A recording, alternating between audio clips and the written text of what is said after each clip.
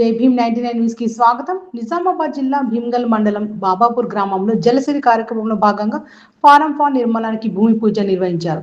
MPDO Gangula Santosh Kumar రైతు డిచ్పల్లి నారాయణ పొలంలో పనులకు శ్రీకారం చుట్టారు.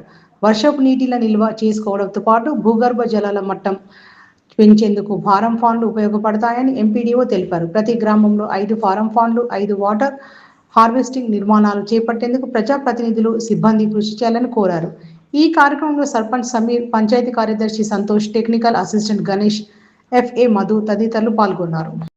భీమ్గల్ మండలము బాబాపూర్ గ్రామంలో మరి ఈరోజు జలసిరి కార్యక్రమంలో భాగంగా మరి ఫారం పాండు నిర్మాణానికి డిచ్పల్లి నారాయణ అనే ఒక రైతు పొలంలో చేయడం జరుగుతుంది.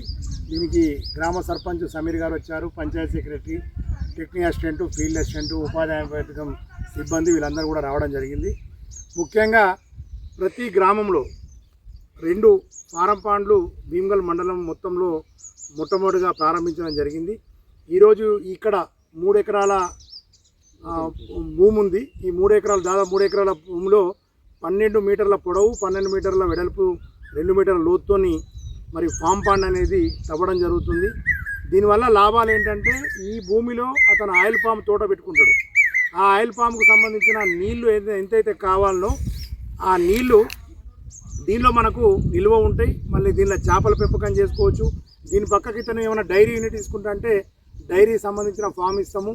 అదేవిధంగా మరి కార్పొరేషన్ లోన్లో కూడా బర్లు కావాలంటే బర్లు కూడా మనము ఇవ్వడం జరుగుతుంది. అంటే ఒక రైతు ఫామ్ పాండు పొలంలో ఫారం పాండ్ అంటే ఏదో అనుకుంటారు, పంటలో మన ఏదైతే ఒక చిన్న నీటి కుంట లెక్క మనము చేసుకొని దానిలో ఆ వాటర్ నిలువ ఉంటుంది కాబట్టి భూమి కూడా మంచిగా అవుతుంది.